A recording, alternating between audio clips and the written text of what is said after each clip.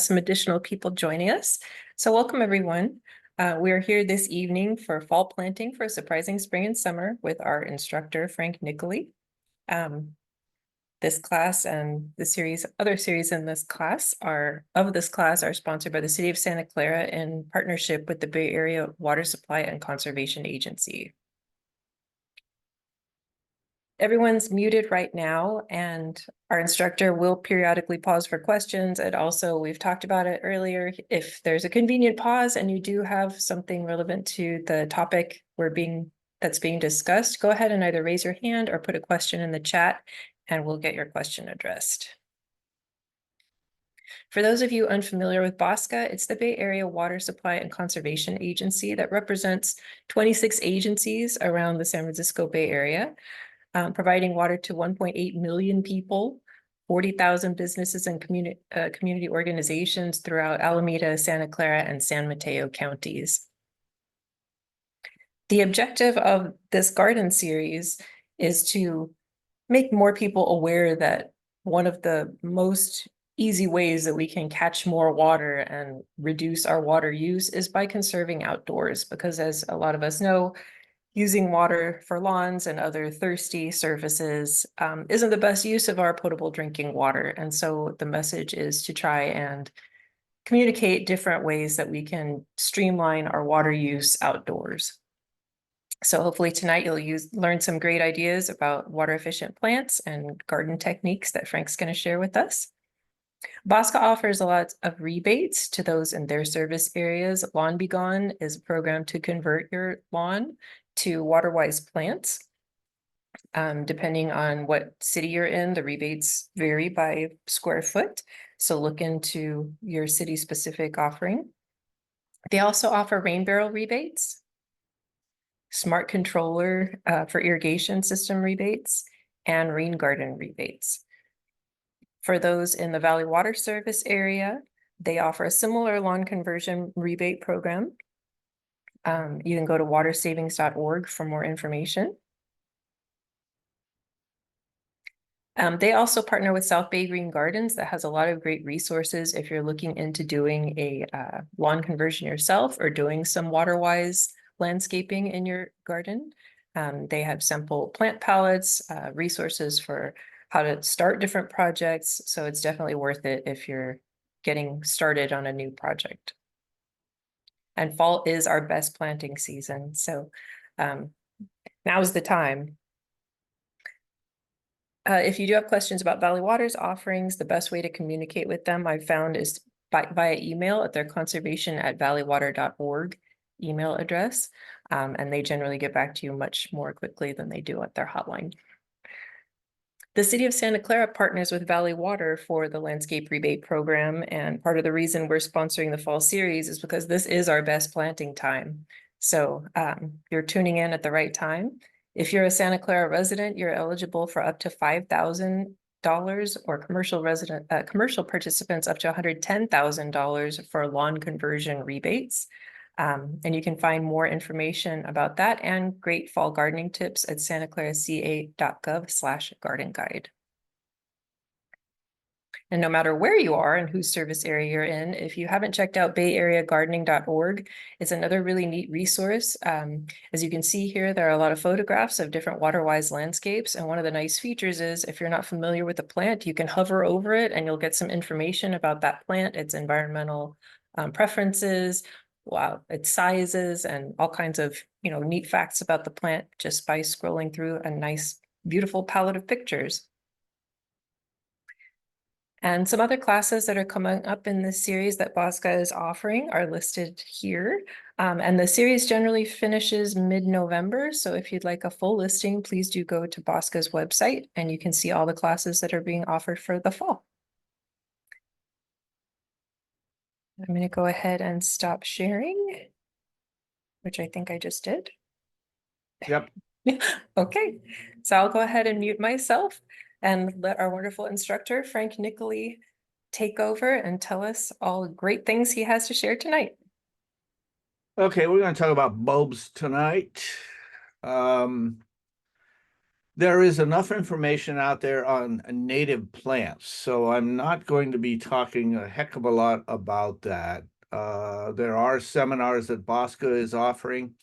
And if you want to get more involved with the California Native Plants, California Native Plant Society, cnps.org, is offering a 9-week class. It starts October 17th.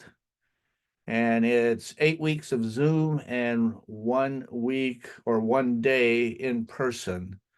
And we talk about California natives. So if that's your interest,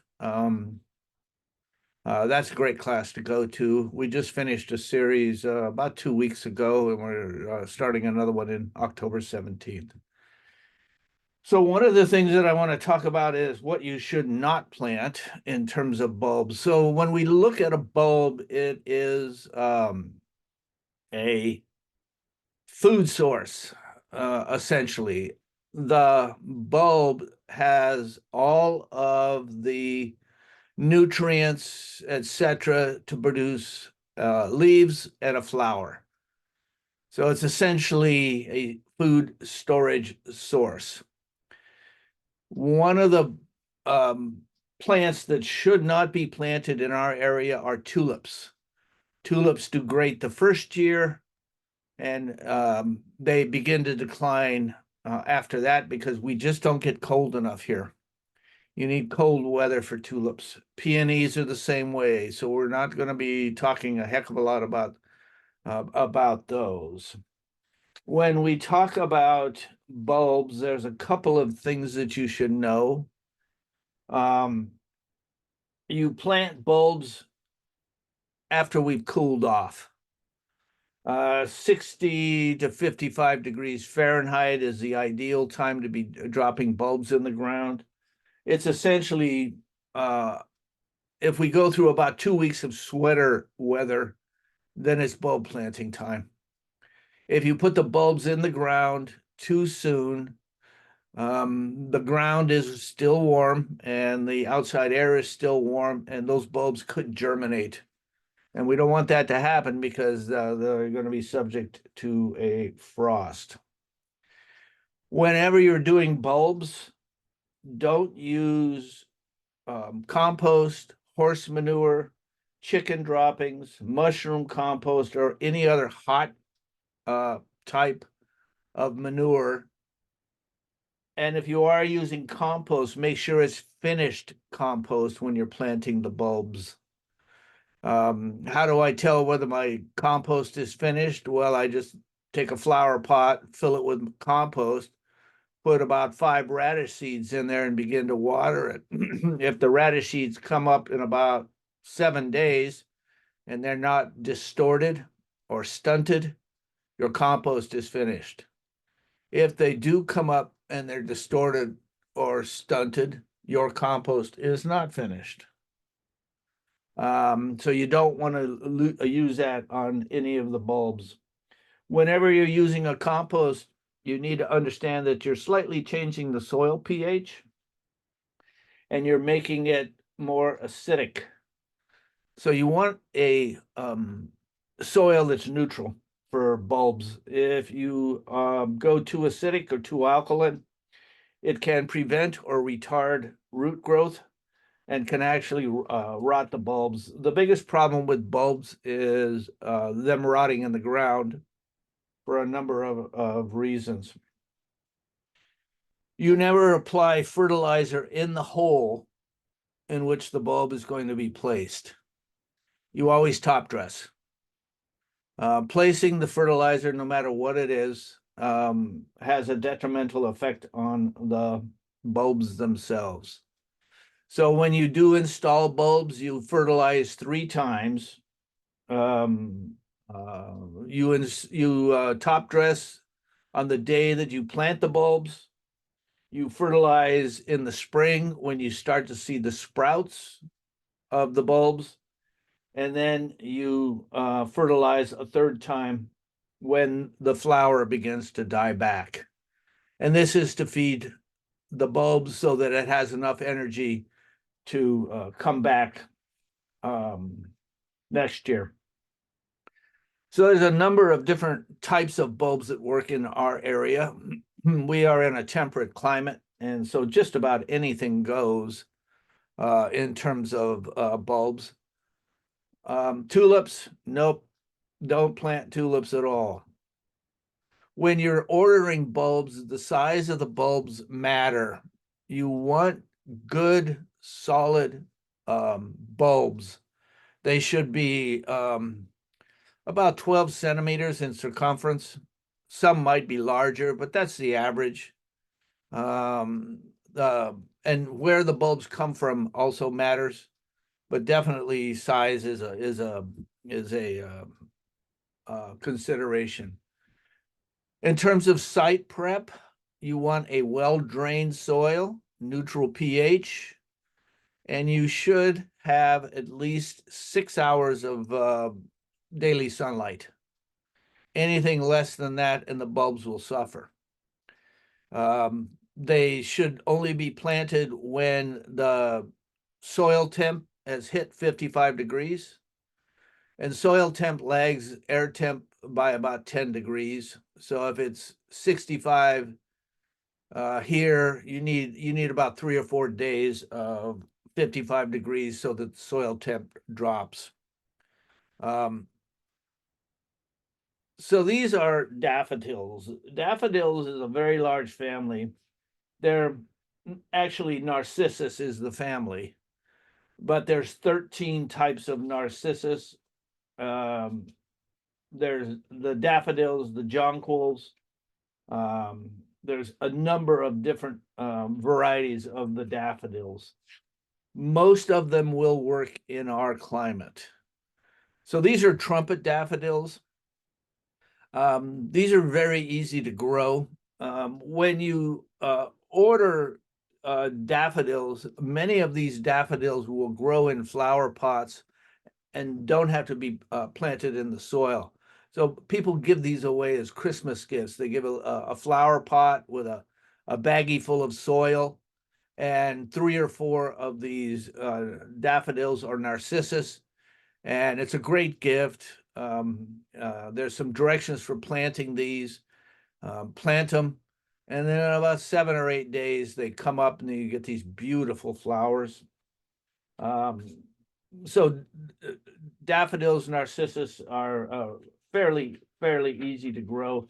A number of different colors. This is a large cup narcissus, beautiful and easy to grow. These are small cupped narcissus. So you could look at the different varieties. This has a very large trumpet, and the trumpets vary, or cups. So this is a small cupped narcissus. This is a double.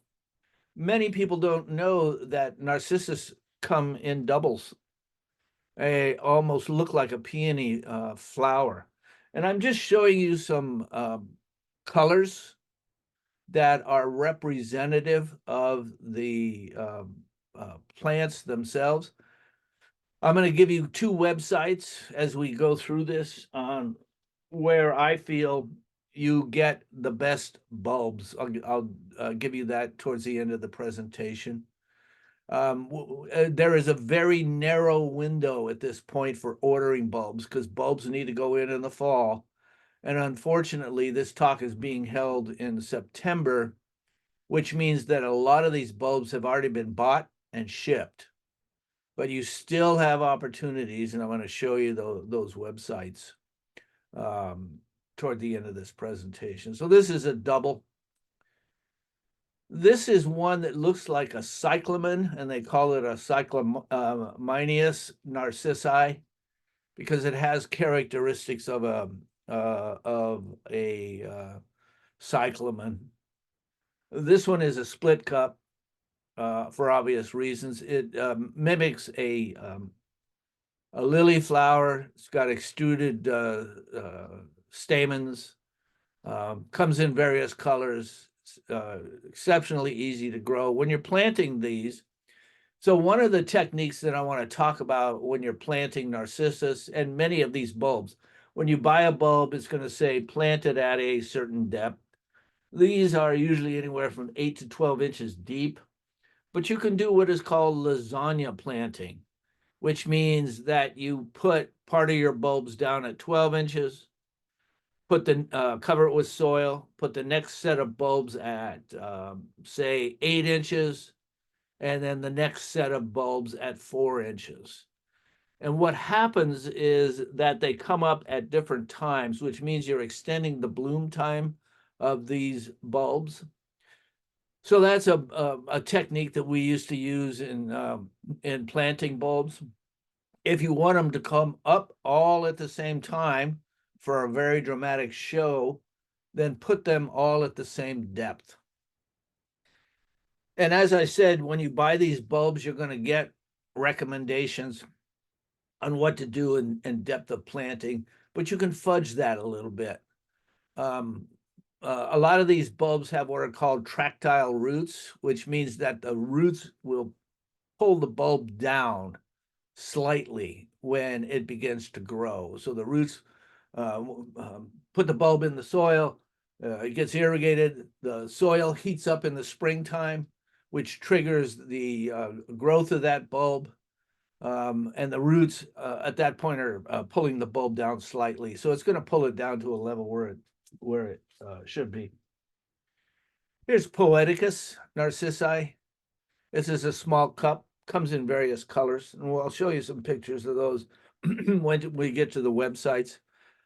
Some people call this a pheasant eye narcissus. Stunning colors, very bright, very spring-like. So the title of this presentation is Plant It Now and Forget About It over the wintertime, and then you're going to have a great surprise in the springtime. And that's what bulbs are all about. Bulbs are also drought tolerant. Yes, they do need some water, but not as near as much water as what most people think. The big issue with bulbs is you have to be careful about overwatering them because you can cause diseases like botrytis, or you can cause the bulb itself to rot. So you have to be careful about that. And you should have great drainage when you're planting bulbs. This is a miniature. These usually go anywhere from 6 to 8 inches tall. A normal daffodil can go up as much as 18 inches, but usually they hover around 12 to 18. The miniatures go 6 to 8 inches. There's no rule that says you can't mix and match miniatures with the normal sized narcissus. No rules at all. It's just a matter of your own taste and your own design. These are called butterfly narcissus, and this is a mixture. This is called the butterfly mixture. And it has split cups. There's a number of different types of narcissus here. There's Bella Astrala, which is a beautiful star, blazing starlet, Cassata, Hungarian Rhapsody, Orangery, Parisienne, and there are split cups in here and butterfly type narcissus, but they just generally call this a butterfly mix. You'll find that the narcissus are some of the most easiest to grow, narcissus and daffodils. These are onions. So onions are a very cost-effective rabbit, rodent, and deer-resistant plant. They are not bothered by those predators. The flower itself will be about 4 to 5 inches wide, usually comes in violet, purples, whites. I'll show you a white in just a minute. These are magnets for bees, butterflies, and pollinators. So if you're into pollinator gardens, all of your alliums are great for use in pollinator gardens. These particular kinds of bulbs will come up to about 24 to 30 inches. And they're stunning. They almost look like fireworks. This is the white one. This is Mount Everest. It's very dramatic. It's very statuesque. The flower itself is about a 6-inch wide flower. And it has these white globes that are comprised of about 50 star-shaped florets. And they have bright green eyes. Those eyes are actually the ovaries of the plant. Um, Mount Everest is cherished because it also matures into a beautiful dried seed pod for an incredibly long show. It again is rabbit, rodent, and deer resistant, and bees, butterflies, and pollinators just love this particular plant. You'll start to see this one coming up in our area, depending on weather, March, April. If we start to get a warm summer or a warm spring, this one will germinate and come up. 36 inches tall. It's a long stem. It's a beautiful plant. This is another white one. This is called White Giant. And the flowers themselves are 6 to 8 inches wide. They're snow white globes, hundreds of little florets with deep green eyes, which are the ovaries again. The foliage is also quite spectacular. It stands upright, it stays green until the flower blooms and then begins to fade into this beautiful bronzy dried form. Again, rabbit, rodent, and deer resistant. Bees, butterflies, and pollinators absolutely love all the alliums. So if you're into that in your garden, this is a great addition. This is Tripodali. It is a very interesting plant. It's native to the Mediterranean, and the flowers themselves are about 4 inches 4 inches plus wide, and you usually get these umbels of about 20 to 30 of these bell shaped pale rose pink florets. They look like fuchsia starbursts, and they emerge from these papery stems, and they are nodding. Great plant for a little bit of a different color. It doesn't look like an allium, and but it is definitely in the allium. Here's Schubertii, Allium Schubertii. This is a 12-inch wide flower. This is stunning. And there's about 100 of these mallow purple florets that extend outward and outright on these creamy mauve stems. It comes up quite spectacularly. As the floret stem grows and lengthens, it looks like spidery fireworks. It's a long-lasting bloomer. It dies back slowly, and when it does die back, these knobby green seed pods develop. It's a most unusual and magnificent cut flower. Most of these alliums are great cut flowers, so you'd be able to take them into the house. This is Arctic Snow, 12-inch wide again. A number of these is also called a tumbleweed onion for some odd reason. Beautiful plant. Again, that fireworks look to it. Pollinators love this one. This one is very unusual, and it's a magnificent cut flower. It's used a lot in flower arrangements. This is a nodding allium. It began propagation in 1873. It came in from Bulgaria, and the umbels are about 2 inches wide, and there's 20 to 30 of these pendant greenish white florets. They're flushed with purple. They're edged in white. Each umbrella-like umbel emerges from a papery sheath. They grew up on a stem of about 4 inches. As the buds elevate, the flowers open to reveal this interior green eyes and pink to deep plum. It's a really good ground level bulb. The foliage will brown out prior to fading. again, rabbit, rodent, and deer resistant. It should be planted in full sun to partial shade. This one will do in partial shade. This is Globe Master. This is a big one. It's 10 inches wide. It has hundreds of these tightly compacted star-shaped florets. As you can see, there's a butterfly perched on this one. The pollinators just love this particular plant. And as I said, it's about a 10-inch wide flower. Grows up on a stalk of anywhere from 18 to 24 inches. So this is a real good choice for any garden. This one can withstand drenching rains and moderate wind gusts. So if you're in a windy area up by 280, such like that, this one can take that. It's a beautiful plant, and it dries into these really pretty dried seed pods.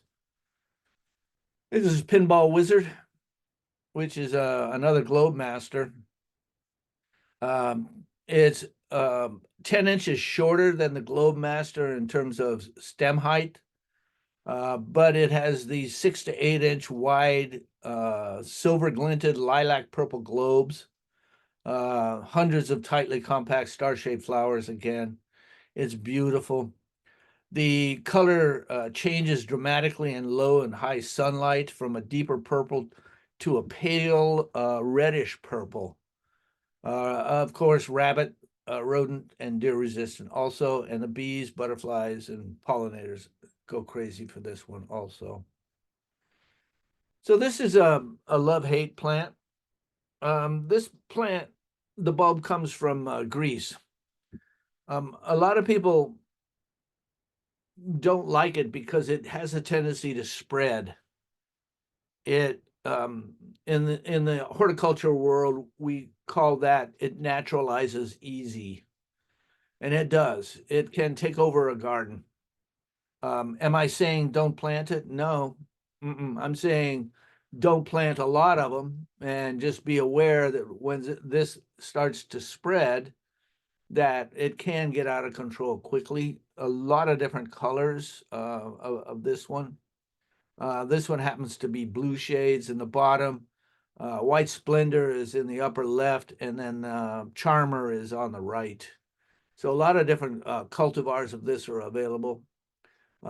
Stunningly beautiful. You get a lot of pollinators on this particular flower also. It is deer and rodent resistant. I don't know about rabbits. I've never seen a rabbit go after it. So I have to think that it's rabbit resistant. It likes a well-drained soil, full to partial sunlight. This particular plant is comes up about 4 inches out of the ground on these wiry stems.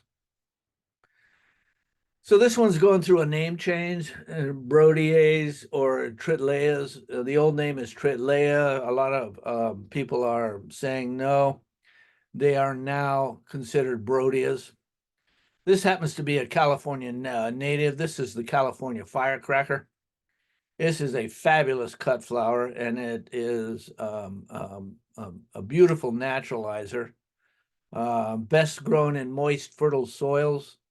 It likes it well drained in full sun to partial sunlight. This will not ever work in shade, ever.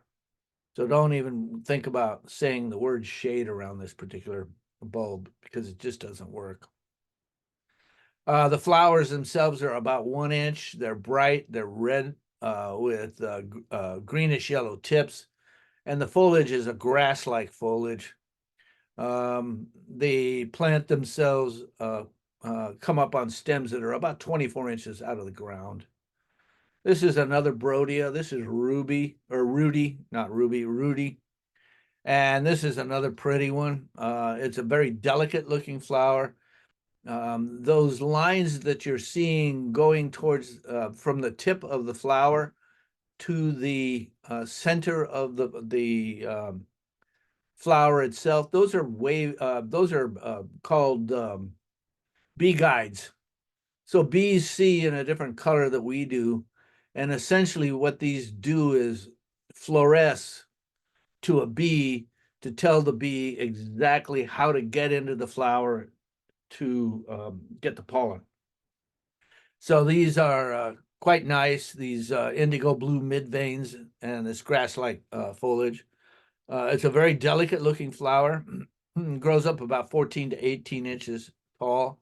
There's a number of these of the brodias. There's a silver cream, pink diamond, Queen Fabiola. There's a bunch of different colors. Very striking, very different from firecracker, but stunning plant nonetheless.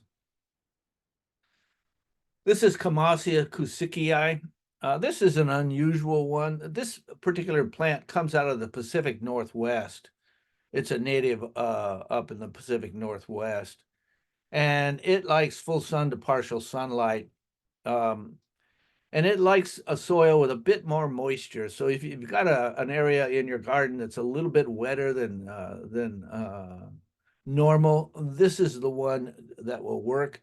It is deer and rodent resistant.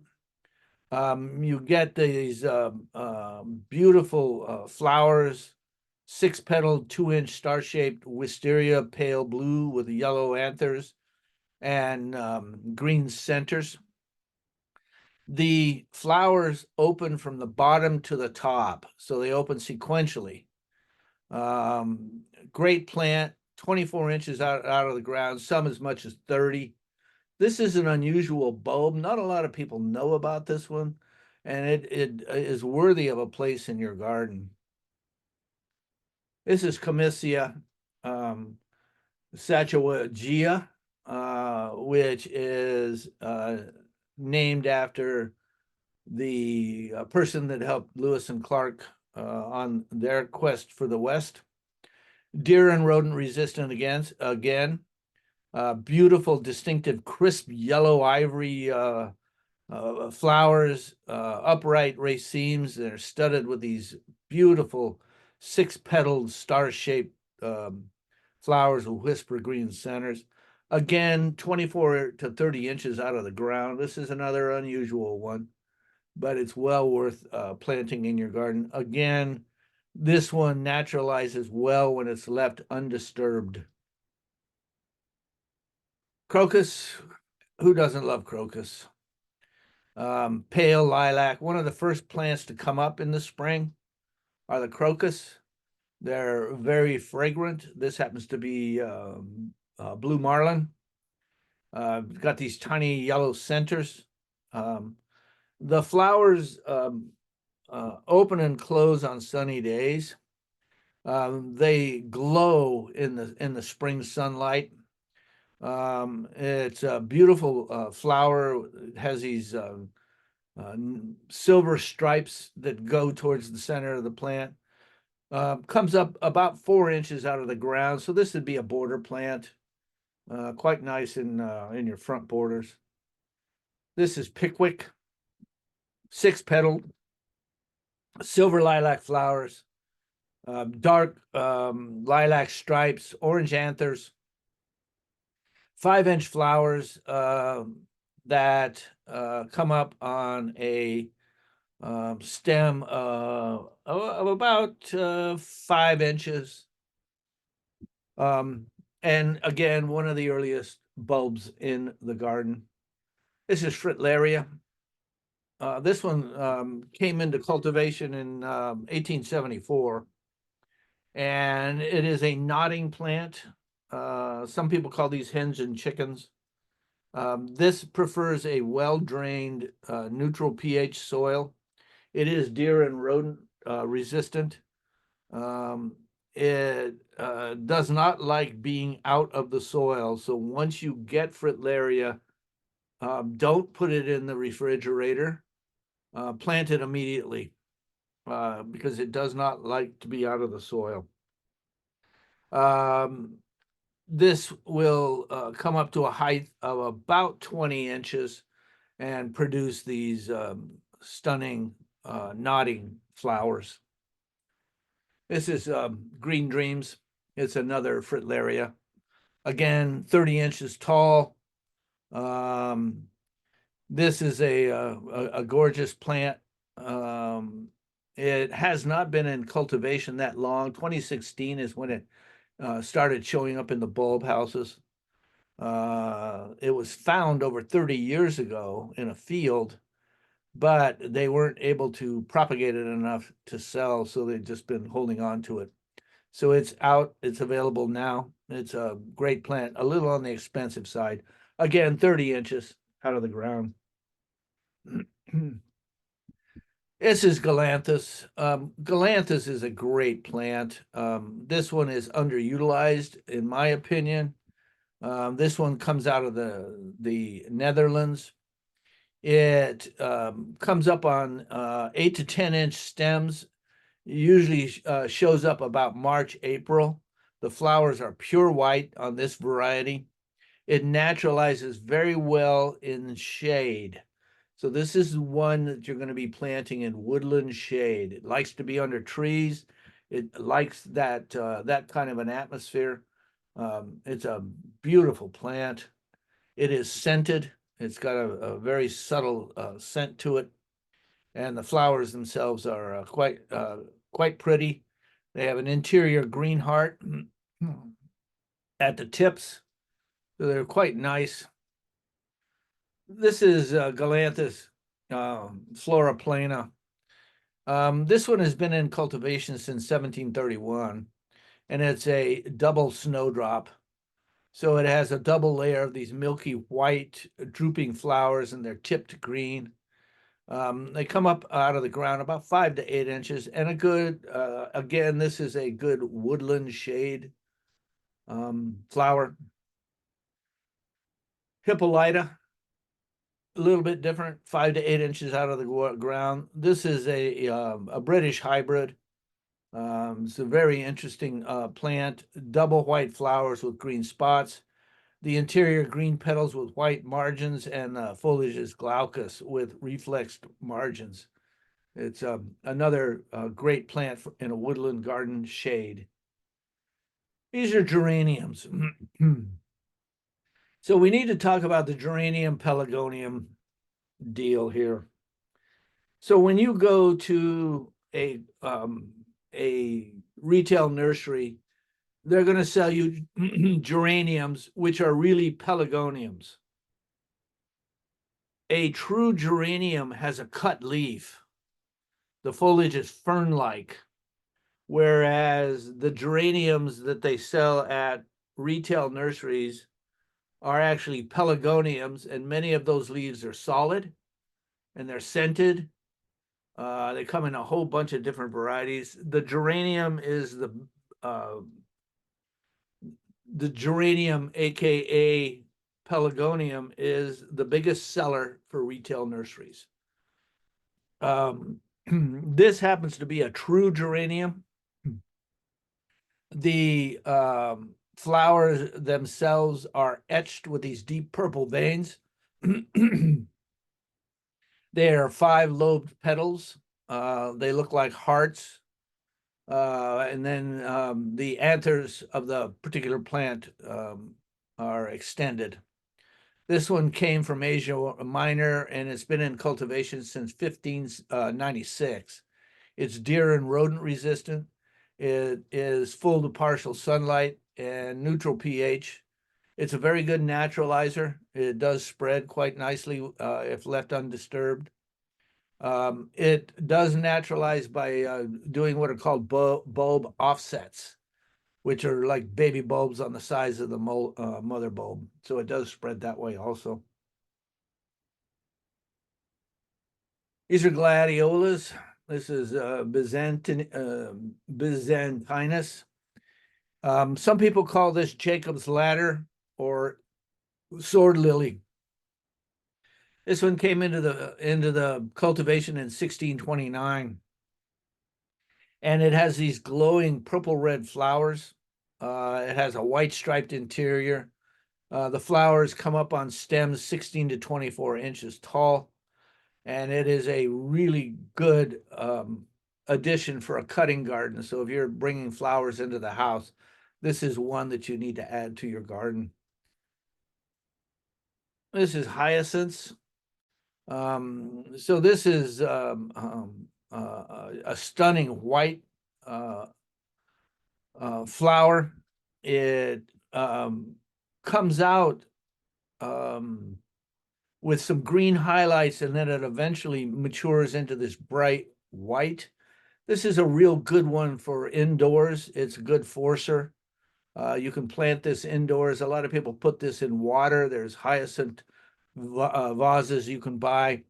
The flowers themselves are 8 to 12 inches. There's a number of different cultivars on this one. This is Blue Jacket. This is one of the more popular of the hyacinths. This one came into cultivation in 1953. And the florets are called nails. The nails themselves have these paler petal edges. This is a prized heirloom, 8 to 12 inches out of the ground. You can barely see the foliage when this one is blooming. This one benefits from being planted in mass. So you're going to be putting bulbs 6 inches deep and 6 inches apart, and you'll get a great show. This is another hyacinth. This is Royal Navy, and this is a newer variety. The nails are very dark blue with a violet sheen, and they have paler petal edges. Comes out of the ground about 8 to 12 inches. And if you're not sick of hyacinths yet, this one is Sweet Invitation. Creamsicle apricot flowers, 8 to 12 inches out of the ground. Again, best planted in mass. Really an unusual color. This one is White Pearl, and this one's been around since about 1954. There is also one called Pink Pearl. Came in about 1922, so Pink Pearl came first, and then we started to see White Pearl come into the marketplace. 8 to 12 inches tall. Again, you're planting these hyacinths 6 inches deep and 6 inches apart for your best show. And this is Miss Saigon, 8 to 12 inches tall. It is deep, dark grape purple florets or nails. And this one is Jan Boss. 1910 is when this one came into the marketplace. And my next one is Yellowstone. Been around a while. Again, 8 to 12 inches out of the ground when it comes up. This one likes full to partial sunlight and good drainage. Iris. So there's a number of different types of iris. This happens to be Dutch iris. This cultivar is called Alaska. It's Iris hollandica, Alaska. And the blooms are a glistening white with these delicate yellow blotches, 18 to 22 inches out of the ground. And it usually shows up about May, June. The cultivation on this is different than some of the German iris that we see or the bearded iris that we see. There's another Dutch iris. This is Blue Magic. This one is 18 to 22 inches out of the ground. It's a beauty, stunningly beautiful. The falls are this beautiful blue with yellow blotches. This is Eye of the Tiger. And this is very unique, 18 to 22 inches again. This one started showing up in about the 1940s. It was hybridized from another iris called Beauty to make this one. It's a stunning plant. This is Lion King. Again, 18 to 22 inches out of the ground. May and June is when this one blooms. Looks good in mass, looks good in borders. Very easy to grow. This is Mystic Beauty. And it has these purple blue standards and pale lavender falls with golden blotches on them. This is an award winner. It's been around the 1940s, if I remember.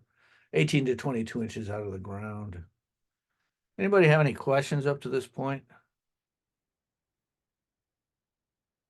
Nope. All right. This is Picasso. This is a new one. It hasn't been around that long. When I say new, think expensive. New means expensive. 18 to 22 inches out of the ground. Bright yellow falls with chocolate veins and lavender and purple standards. This is rock garden iris. So we were looking at Dutch iris. Now we're looking at rock garden iris. This one has been around since 1876. It's yellow with these faint green dots. The flowers come up out of the ground about 6 inches. So this is a lower growing iris. It looks really well with boulders and rocks. In and amongst rocks, it does its best. This is another rock garden iris. This is Reticulata alida. And again, dark blue falls with pale blue standards. It has golden yellow blotches. It is a beauty. The plant, this white plant that you see in the foreground is called ornithogalum. And this particular iris, alida, works really well with ornithogalum. And so they're usually interplanted to give you even more of a blast of color. We'll talk about ornithogalum down the line here. This is another rock garden iris. This is eye catcher. This is a hybrid that came out in 2019. And again, 5 to 7 inches out of the ground. Looks good with boulders. This is Painted Lady. This is what is called a sport. It has white standards with blue-violet striations and white falls adorned with blue-violet striations. So it's a real stunner. This is an unusual plant. This is commonly referred to as the Siberian lily or the lavender mountain lily. And this particular plant came out of Afghanistan and Syria around 1821, and it's been in propagation ever since. It's deer and rodent resistant. It naturalizes quite easily. The flowers themselves start out as funnel shaped and they open up into these large star-shaped flowers. Neutral pH is where it likes to be. It needs good drainage. It does particularly well in hot, arid summer conditions, and it will slowly naturalize. It's not a thug in terms of naturalization. It does it slower than most.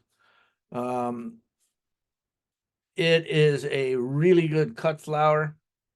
It comes up out of the ground about 15 inches. These are leucogyms. This is called the summer snowflake. May, June is when it begins to bloom. Been around since 1594 in cultivation. It's a little more moisture tolerant than most bulbs. It performs very well near ponds and streams. And it is rodent proof. Flowers come up 12 to 15 inches out of the ground. This is one of my favorite bulbs.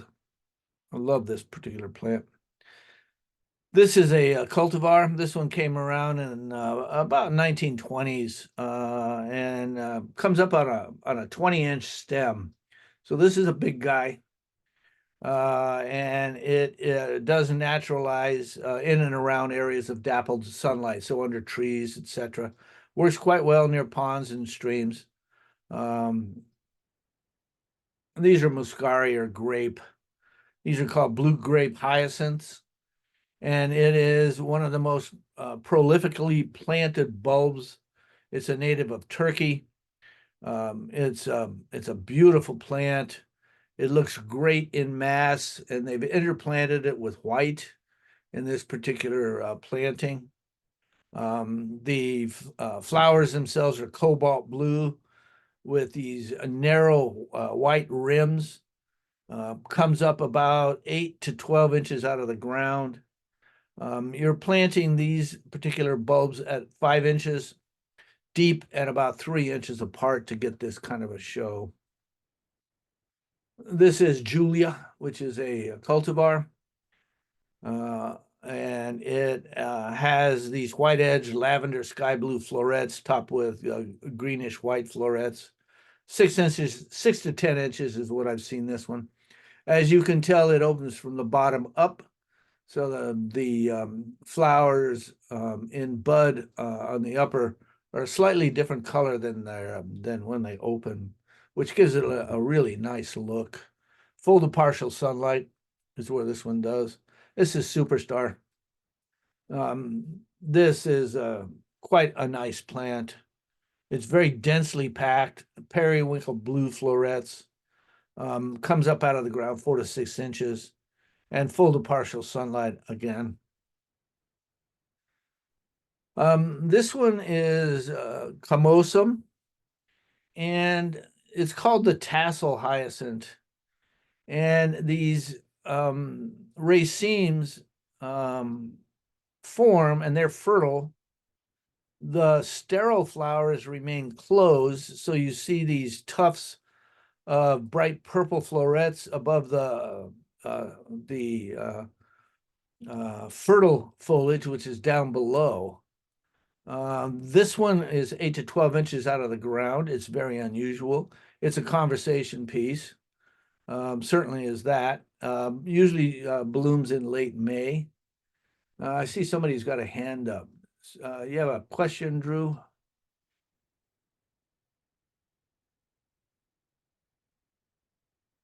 Oh, maybe not. Sorry, I didn't see a hand. I see Drew's hand up. Oh, okay. But maybe not. Oh, it disappeared. Yep, dropped off. Sorry, there you go. All right. So this is Latifolium, Muscari latifolium. Came out of Turkey in 1886. The racemes are fertile. Those are the open flowers. The sterile closed flowers are periwinkle blue, and they're sterile. So this one comes up about 6 inches, 6 to 10 inches out of the ground. It's quite a nice little plant, easy to grow. There's grape ice. Again, sterile and fertile flowers on the same stem. Blue grape base blends to a pale lilac with green buds that open into bright white florets. Really a stunner. Comes up out of the ground about 6 to 10 inches again. Baby's breath. It's even paler than a lot of the muscaris. This one was found on the island of Cyprus. It's very sweetly fragrant. Some people call this headache fragrant, but I find the fragrance to be quite pleasing. It is comes up about 8 to 12 inches out of the ground. Usually April and May was when this one comes around. There's paradoxum. This one's going through a name change. It may get its name changed to Bellavolia, of all things. I'm not sure why they're doing that, but they are. 7 to 8 inches out of the ground. Some of these or a lot of these muscari will benefit for some mulch on top of them. So when we do plant bulbs, we have to be cognizant of the mulch, depending on the type of bulb that we're using. And this one lends pretty well to having mulch on top. This is the magical muscari mixture. This is about 4 or 5 different muscaris that they sell in periwinkle, sapphire, ceruleans, pale wisteria, and white. So these come up about 6 to 12 inches tall. Lovely little plant, easy to grow. These are ornithogalums. I talked about ornithogalums when we interplanted those with galanthus. And this is a beautiful plant. It's sometimes called snowflakes. It is a bulb that comes up to about 5 to 8 inches out of the ground. It begins to bloom in March and April. It's quite a nice plant. The mother plant forms bulbets, so it does naturalize quite readily. There's a couple of different cultivars of this one I want to show you. This is Silver Bells. Some people call this one the Drooping Star of Bethlehem. It's fragrant. The spikes have 3 to 12 reflex tubular, very pale greenish white flowers, about 12 inches out of the ground. It will naturalize by setting bulbets or baby bulbs on the size of the mother bulb. And occasionally the seed will self-sow, but not usually. This one likes to be in dappled sunlight to part shade. Here's Sochi or Sochii. It's a rare plant, 18 to 24 inches tall on this one. And it has these glistening white flowers and green mid veins with yellow centers. It's not very hardy, so you want to make sure that this one gets a layer of mulch if we do get some winter temperatures that could affect it. This is Ornithogalum umbellatum. A lot of people call this one Star of Bethlehem again, and it is can be invasive. So there's a fine line between a bulb that is a good naturalizer and one that's being invasive. There is no reason that you can't get in there and edit these if they begin to take over a garden. Just a matter of going in there and cutting them out, or digging up the bulbs and giving them to your garden club or to your friends. But sometimes this one makes it onto the invasive plant list. So you want to check California weed site to make sure this isn't on there, especially if you're living near a wildlife area. This is oxalis. This is wood sorrel. This is a beautiful plant. It is 2 to 4 inches out of the ground with these stunning flowers. The flowers are twisted. The foliage itself is clover-like. This is a deer and rodent resistant naturalizer that comes up in May, June.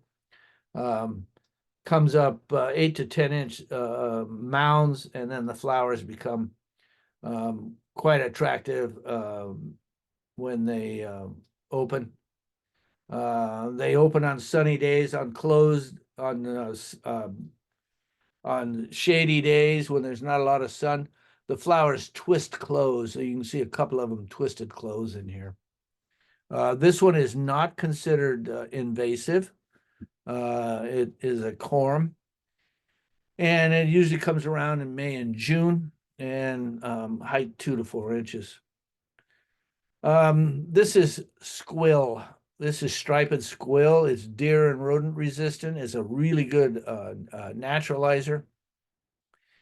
It likes to be left undisturbed. So once it goes in the ground, you want to leave it alone. You'll get bulbets growing off of this. Flowers themselves are coming up at about 5 inches out of the ground. You can actually grow this one from seed. It'll take a while, but it will grow from seed. This is another one. This is Alba. Obvious reasons. This is Scilla rosea. This is known as alpine squill or wood squill. This one is quite nice. When it comes up in bud form, you can actually cut it at that point, bring it into the house, and it will open in about 2 weeks inside the house. So it's quite nice for bringing flowers into the house. This is another scilla. This is meadow squill, pyramidal composite blooms, lavenders to royal blues. It is deer and rodent resistant. It naturalizes very readily. It's quite nice. Again, once it's in bud form, bring it into the house. It'll bloom in about 2 weeks inside of the house. So they're really, really good for that. Another scilla. This is an heirloom that grows up about 5 inches out of the ground. This is the alba. Deer and rodent resistant again. Dappled sunlight is where this one likes to go. This is Spring Beauty, another one of them, Siberian squill. And it has 6 drooping vivid sky blue flowers on strong stems. So this is really good for a woodland garden, rock gardens, garden borders. Beautiful plant. It likes light shade or dappled sunlight. It naturalizes easily. So it's a good plant, not a thug either. This is the woodland squill mixture that you can get. It's just a mix of a bunch of the different squills. All right, we're gonna get into the Asiatic lilies. There's a bunch of these guys. This is apricot fudge, and it is a gorgeous plant, pale caramel apricot with a sunshine kind of a glow to it. The flowers are 3 to 4 feet out of the ground. Yes, 3 to 4 feet out of the ground. So this goes in the back border for a major surprise in spring. Beautiful plant. This is its relative. This is the Asiatic hybrid. Again, 3 to 5 feet out of the ground. It's a gorgeous plant. Dark peach throat, plum garnet freckles. Really quite nice. This is African Queen. This one came out of China in 1903. And this one has a spicy fragrance. It has a slightly recurved trumpet-shaped flower with these long anther-tipped filaments. Really a beauty. Again, coming out of the ground, 4 to 6 feet. It's a great plant for that back border. Here's Lily Pink Planet. This one lends itself to being staked. Sometimes the stalk is a little on the weak side, so if you've got some bamboo stakes, you may want to stake this one up so it doesn't fall over.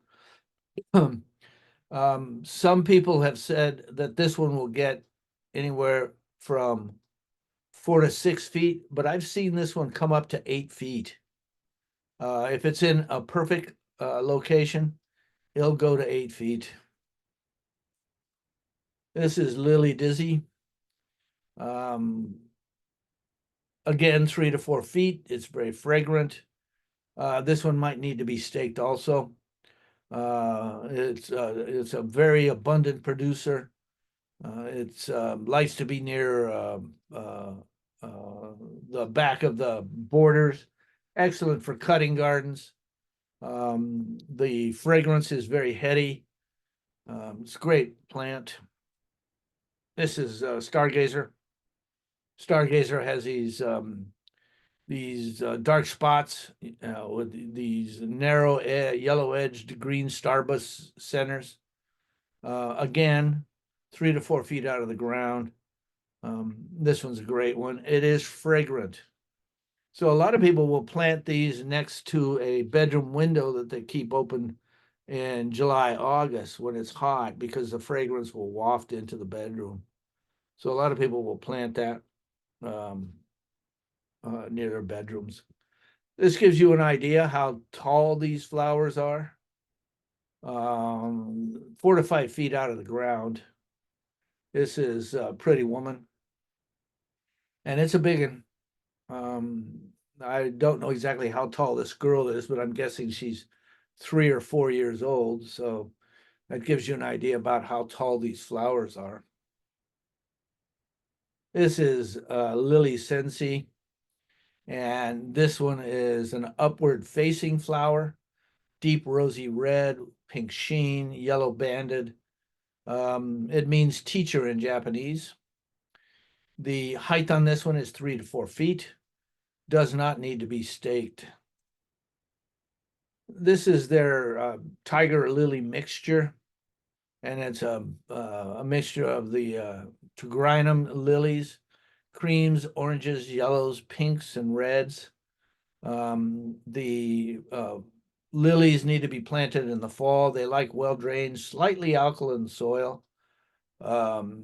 humus-rich soil, full to partial sun. They like even moisture throughout the year. They don't like root disturbance, and they prefer to have their flowers and foliage in the sun. Again, 3 to 4 feet out of the ground. These are big guys. This is Arabian Night, 3 to 4 feet out of the ground. It is a nodding plant. It does like a well-drained soil, but it does not like a humus-rich soil. It likes it a little bit dry and not so rich. It does not like its feet wet. It likes full to partial sun, and with its flowers and foliage in full sun. 3 to 4 feet tall. Claude Schreider. This one came in about 1970. 3 to 4 feet again. Butterflies love this particular plant. This one is quite stunning. Dark mahogany red flowers with small red orbs encircled in golden orange and dark orange base. It's a gorgeous plant. It is about 3 to 4 feet out of the ground again. These lilies are big. They're stunners. This is Fairy Morning, 3 to 4 feet out of the ground. It's very ephemeral. It's pink with peach blushes, golden petal edges, and sometimes it's speckled, as it is here. Blooms July and August. Again, 3 to 4 feet tall. This is giant blue poppy. This is an anemone. We're going to get into some of the anemones. And these are long-lasting cut and good display flowers for inside the house. They grow on stalks 12 to 15 inches tall. Before you plant an anemone, you should soak them in water for about 2 hours at room temperature to promote faster sprouting and root development. These are really good for growing indoors or in a bright greenhouse. You want the flowers themselves will come up about 16 weeks after they're planted. So this is one that you could get away with in planting in January, and it'll come up in about three to 4 months. This is the bride. This is the white one. This is a giant. The flowers themselves are quite large. They come up on about a 24-inch stalk. This is giant rosea. This is another pretty one. Again, this one needs to be soaked for about 2 hours. It can be grown indoors. once they're potted, it's about 16 weeks before these pop out. This is an unusual one. This is the Admiral. Very nice display. They grow towards the sun. This is one that follows the sun. Quite nice. And again, we'll do inside. This is Giant Admiral, which is a double white. And this is St. Bridget mix. This is a mix that has been around a long time. Most people buy the St. Bridget mix just because it's a very colorful mix, and it does quite well in most garden settings. It likes a well-drained soil. You can start these in a greenhouse if it's still a little on the coolish side out. They will flower about 16 weeks after they get potted. So these are ranunculus. All ranunculus are stunners. They grow 10 to 12 inches tall. They are long-lasting camellia-like flowers. They're ruffled, dark centers, lacy foliage. They will grow 18 to 24 inches tall. They like full sunlight. They like a good, well-drained soil. This is pink shades. This is red shades. There's salmon shades. And of course, white shades. So we have all types of different shades growing in the ranunculus. And these are telecoats. Just checking on my time here. I know I'm running out. This is yellow shades. And there's the mixed colors. Mixed colors are usually cheaper to buy than most. And this is mixed pastels. This is the picote mix. These grow 10 to 12 inches tall. The claw-like tubers yield these camellia-like flowers. They're ruffled. They last a long time. They grow up on a stem that's anywhere from 10 to 18 inches tall. Here's your freesias. These are native to South Africa. They're colorful. Their stems are arching. They are one of the most prized of the potted bulbs. So you see a lot of these in pots, buy them in pots. And they do quite well in the garden if you don't want to put them in a pot. These are given as gifts a lot. So people buy these, they're given as a gift, and they don't understand that these can be planted outside.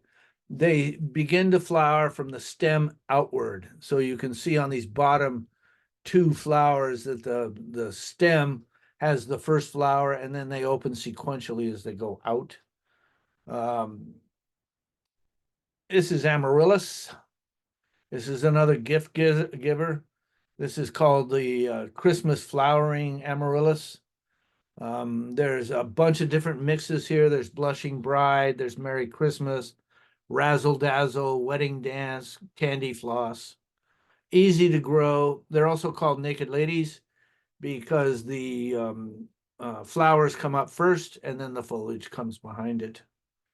This is another gift item in a flower pot. Snow white flowers, about 3 stems per bulb.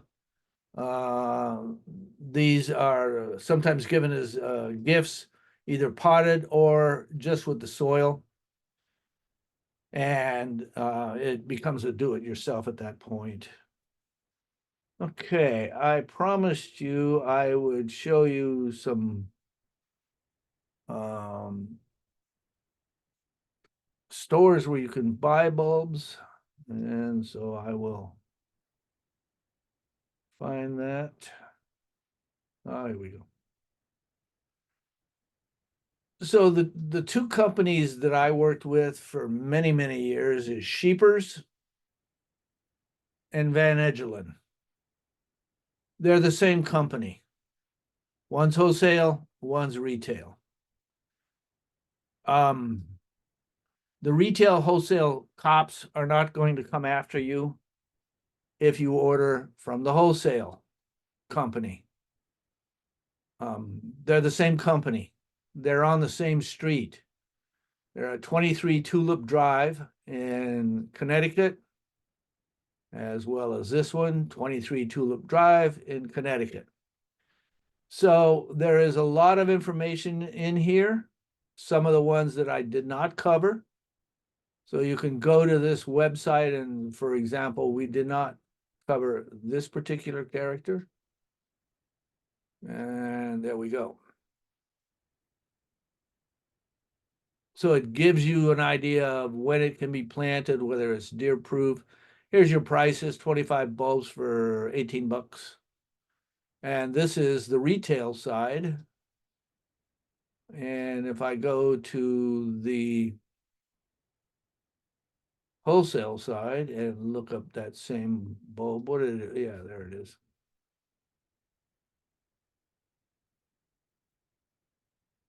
$20 bulbs for $25. So there you go. This company is excellent. They are shipping out right now. The best time to order your bulbs are when the catalogs come out in about March, because a lot of this stuff just sells out really fast. When I talk about bulbs, bulbs are an addition to the garden that doesn't need a lot of care. It doesn't need a lot of water. And they're a big surprise because they've overwintered in the ground, and in the springtime when they come up, they're just stunning. I suggest that you get your foundation plants in the ground, your showboats in the ground, and then put in your bulbs. You should live with your garden for a year, unless you're using a professional designer who's helping you design this garden. But usually about a year before you start thinking about dropping bulbs in. And you can do this slowly. You can order, I don't know, 40 bucks worth of bulbs this year, and then next year another 40 bucks. So there are a lot of bang for your dollar on these particular kinds of bulbs. The biggest issue with bulbs is rotting them out because they're being overwatered, or improper planting technique. So when you order the bulbs, it's going to come with a brochure that's going to tell you how to plant it, and essentially how to take care of it. Remember, never put fertilizer in the hole where your bulb is going. The roots do not like to be sitting on fertilizer. You want to sprinkle fertilizer over the top like you're feeding chickens. That's the proper way to fertilize. Any questions? I actually have a question, Frank, although it looks like Drew's hand is back up. Does Drew have a question as well?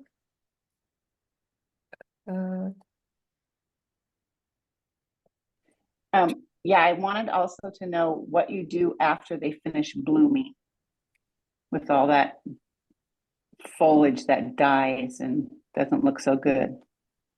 So what we used to do is take rubber bands, bend the foliage in half and rubber band it. And then as the foliage dries out, it just kind of drops to the ground, but you don't have that unsightly foliage that's sitting up in your garden. You can also use the leaves of the plant to tie them. So old school, I'm old school. I have bulbs in my front garden and I tie them with the leaves. I'll take one leaf and use that as my tie, bend it in half and tie it. You want the foliage to be around as long as you can, because it's feeding that bulb for next year's show.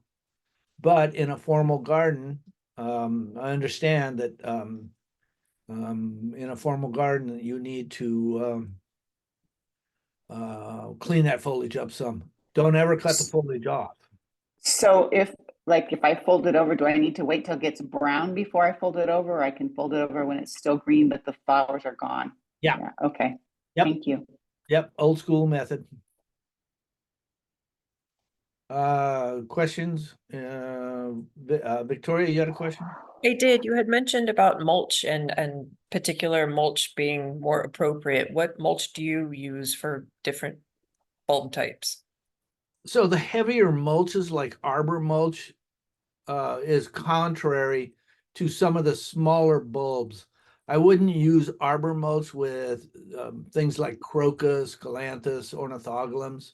But if it's a robust bulb, arbor mulch is just fine. On the smaller bulbs, I would use something like a mini bark, a fir bark, something like that. Um, Essentially, what you're doing is insulating that bulb from frosting. And we don't have too much of a problem with that in here. But if you're planting up in the Tahoe area, you may be wanting to drop some mulch down when you put those bulbs in the ground. If you're planting bulbs as kind of companions around other plants and you have like a general wood chip size, is that going to inhibit much bulb growth, or are they kind of going to just fend for themselves? Yeah, they're going to fend for themselves. The best mulch actually is oak leaves for a lot of these bulbs. They love that one. A lot of tannic acid in them, and they push right through it. So think of a woodland setting. That's where most bulbs are from, these woodland settings, and they'll push right through that leaf litter. That's a great tip. Thanks. Yep. I don't see any other questions in the chat or raised hands. All right. Well, I want to thank you all for coming tonight and spending some time learning a little bit about bulbs. There are a bunch of different Bosca seminars. I'll be doing a couple more, 3 or 4 more. I don't know exactly how many I'm doing. But, I'd love to see you. Some of them are face-to-face. I think I'm doing 2 face-to-face seminars, hands-on. One's a hands-on in Belmont. So if you're interested in that one, that's on irrigation. So I want to thank Victoria for helping me out tonight. And as always, the water companies are a real resource. If you have questions, concerns about water and water bill and water conservation, they're the real experts. So avail yourself of their help. Well, thank you for that plug, Frank, and thank you for a wonderful presentation. I took 3 pages of notes. Well, and thanks everyone for coming. And like Frank said, enjoy the rest of the classes coming up in the series. And thank you, Frank. Yep, my pleasure. Anytime. And good night to everyone. Good night. Bye-bye.